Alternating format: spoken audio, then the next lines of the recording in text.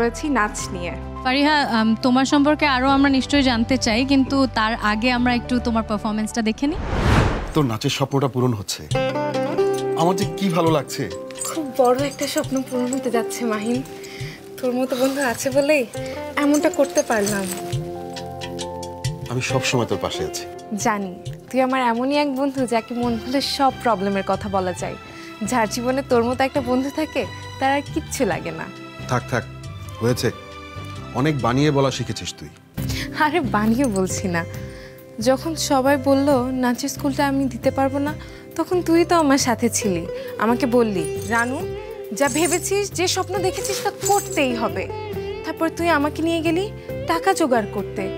কত কি যে করলি, আজকে দেখ সব নিয়মকানুন মেনে আমাদের নাচের স্কুলের জন্য রেডি।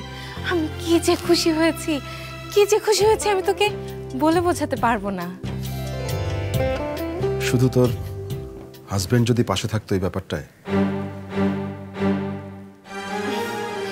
রাত তো বিজনেস নিয়ে ব্যস্ত, ও তো চাইলেও আর এসবের সময় দিতে পারে না।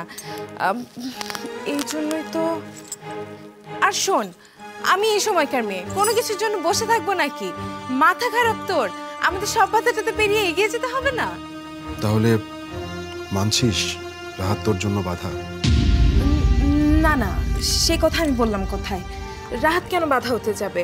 আর রাহাতই তো বললো তুমি নাচের স্কুলটা যে দিচ্ছ, এটা খুব ভালো একটা ব্যাপার। তুমি মাহিনের সাথে এগিয়ে যাও, আর দেখবি রাহাত একদিন চট করে আমাদের স্কুলে এসে হাজির হবে। আমি তোকে চিনি।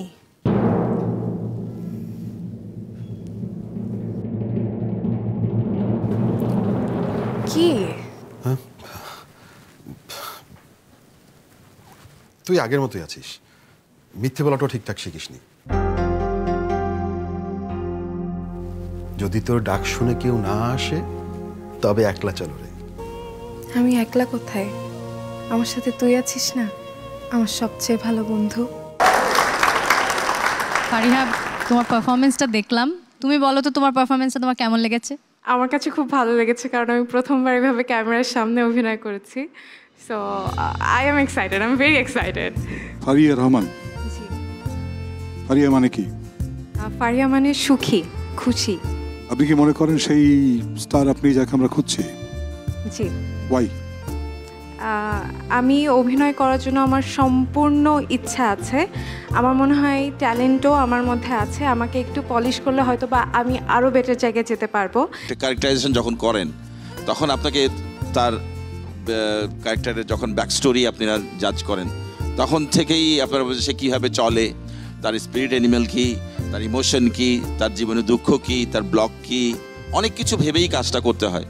সো ক্যারেক্টারাইজেশন যদি একটু ডিফারেন্টলি একবার করে দেখান ওই জিনিসটা, সামথিং নিউ ভাবে যদি আরেকবার করেন ওইটা।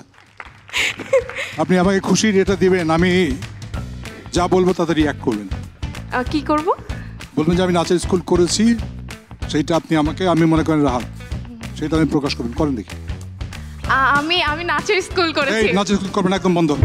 না, তুমি এভাবে কেন? আমি নাচা নাই পছন্দ করি না। আমি না, তুমি তো আমাকে বিয়ে করার আগে জানতে। কেন? কি জন্য? তুমি এখন এইভাবে কি কেন বলবা? আমি পছন্দ করি না, ব্যাস। তুমি বিয়ের আগে জানতে না আমি নাচ করি? তখন তো তুমি খুব আহারে নৃত্য করো, মেয়ে নাচে নাচে। এরকম নাচনে মেয়ে থাকলে আমি বিয়ে করি? বিয়ের আগে জানতে না আমি নাচুনি?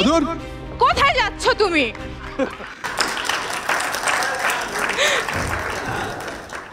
খুব ভালো লাগলো এই যে এই ছোট্ট পারফরমেন্সটা তারেক ভাইয়ের সাথে। কিন্তু সত্যি বলতে যে আমি নাচ দেখতে